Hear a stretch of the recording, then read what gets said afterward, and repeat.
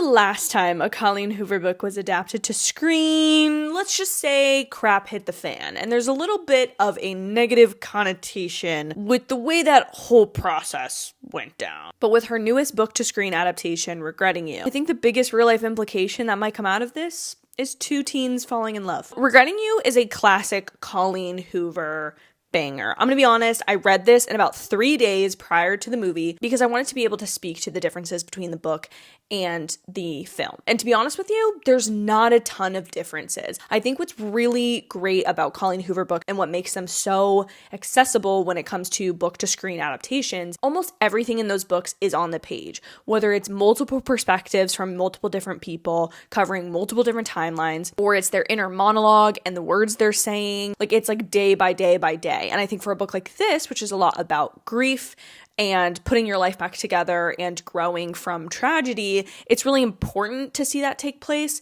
That's probably my only critique of the movie, is that it's not the nearly 400-page book that the novel is, and so it doesn't feel like it has as much time to explore what it's trying to explore. However, that's just a medium issue. Without major spoilers, like as if you were just reading the back of the Regretting You book, Regretting You follows Morgan and Clara, a mother who is a irresponsible teen who has now made up for that as the most dependable adult she can be, and her 17-year-old daughter, Clara, who has been a very responsible teenager thus far, but after tragedy finds herself rebelling against her mother and against the circumstances she's now faced with. And the two are trying to mend not only their broken hearts, but also their relationship. In terms of like the accuracy of the adaptation, I think it's pretty spot on. McKenna Grace is a wonderful Clara. I think that Allison Williams is playing her A game as Morgan. Very much feels like if Marnie had had a daughter when she was younger, but is definitely trying to be a better person as a mother. That's who Morgan is to me. And so I think like the cast is firing on a lot of different cylinders here, which really helps with not making any of those changes from the books. It really makes it feel like the book comes to life, because even if you aren't getting to spend as much time sitting in their grief, and there's not as many repetitive day by day, moment by moment things in the film for efficiency's sake, you really get the emotions of these characters, and some of the scenes that maybe are condensed or storylines that are a little bit more like efficient, I will say, on screen, not necessarily for better or for worse, but just it's just what they are. The actors clearly understood their characters very well and portrayed that on screen. The novel has a lot more depth to it that I kind of wish the movie had, and this is like really not a critique of the movie, to be completely honest, which you're probably like, okay, so you're calling the movie shallow and that's not supposed to be a critique. The movie is still deep.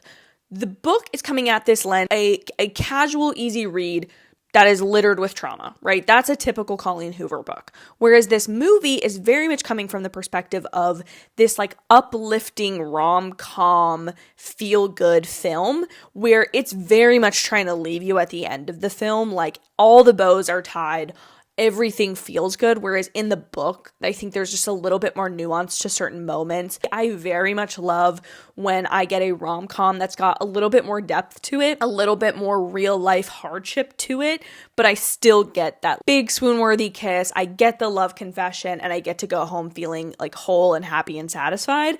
All I'm saying is I think that this is a perfect example of where in some areas, the book is definitely better. It's definitely stronger and richer. But in other times, the movie brings to life the book so well that it kind of feels like you can't remove that from the book. Like, again, I obviously read the book after having seen the trailer for the movie, after already signing up to go to the screening. I used the actors and the setting of the film very much and inserted that on the page of the book where it wasn't exactly present. The only other movie I felt very similar this way is The Hating Game, where there's some aspects of the movie that I like better than the book, but then there's definitely parts of the book that are better than the movie. And it's just kind of great that both are good and you get to enjoy both if you're a fan of the original work or if you're a fan of the movie and want to go read the book. Like, I think they just go hand in hand really, really well. And that's what a good adaptation should do. And I think all of this in the film condenses to one word, a little bit of cheese.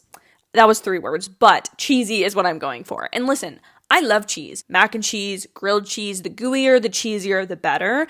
And I think that's just where this movie shines. It's chosen to take a path rather than being a spectacular now or really Fault in Our Stars, which both of those are a little bit more tragic and more intentionally devastating than this book even was. But because this book is a little bit more complicated in its grief and tragedy. I think the director opted a lot more for the happy moments and the lifting yourself out of grief moments, which are very much there in the book, very much in line with the story, but do make the story feel a little cheesier. And the other thing is, I think the movie, because you have physical on-screen chemistry amazingly between McKenna Grace and Mason Thames, Hiccup. And then you also have really good chemistry between Allison Williams and Dave Franco. The physicality and the pairings of those, the way that the story is split up, where you kind of get these ongoing like stories for each couple, I think works really well. And I think that's where the movie shines. And I think they realized they hit the jackpot when it came to casting, and therefore decided that focusing on moments between characters rather than trying to portray internal monologues and analysis of situations onto screen, just to focus on those areas. And there's a couple areas too where I do think these are handled in a better way than the book, that there's a little bit more there in the film. And one of those elements is that Lexi, who is Clara's best friend, who's definitely in the book and definitely does serve as still comic relief in the book, is exceptional comedic relief. Like, the actress that plays her, I'll insert her name on screen, phenomenal. Like, genuinely so good, so funny. Every time she was in a scene, she had a joke that was perfectly timed, perfectly delivered in a way that, like, I feel like they were probably laughing on the set. And I think that's another thing, is like, this movie feels like the people who made it really like each other and had a good time making it. And I think that also sometimes makes it a little difficult to do, like, a really devastating movie. I'm not saying that's always the case, but I'm saying here, I think everyone was just having a good time. And I think that's why the movie ended up being a good time. At the end of the day, my only real critique of this film is that it left me slightly less satisfied than the book did. So, like, the book for me was a 4 out of 5 stars. It wasn't perfect. I really enjoyed it. I would recommend it to somebody if they were going to read a Colleen Hoover book. It's not the best written. It's not the most complex plot. It didn't make me like, oh my God, 5-star feeling, but it was good. It was really good.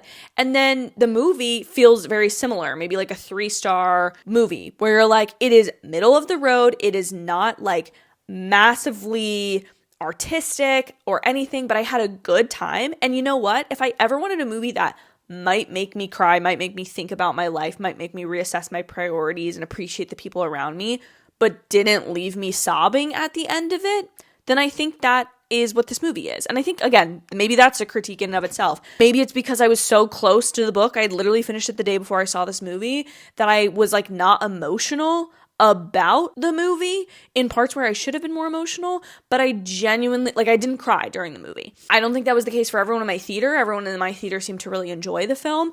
Take that all with a grain of salt, take it as you will, because at the end of the day, I do think this is a really fun one. If you're looking for a movie to actually wear your florals to potentially actually go with your friends to go see, this one is very much more so the one to go to. This one's very much just like, oh yeah, these two women go through a lot, and that sucks for them, but I'm so glad they're thriving. And so at the end of the day, if my only critique is that I enjoyed the book a little bit more than I enjoyed the movie, but I still enjoy the movie a lot, that's a win in my book, especially knowing what this could be. And apparently there's a new Colleen Hoover movie being made, reminders of him, and also there's Verity. So if you want more Colleen Hoover in-depth analysis and the difference between the books and the movies, please be sure to subscribe. Join our little fangirl community here on the internet. I would so appreciate it. We are watching Gilmore Girls. I'm in season 2 now. We have recapped The Summer I Turned Pretty. Might return to it. I don't know.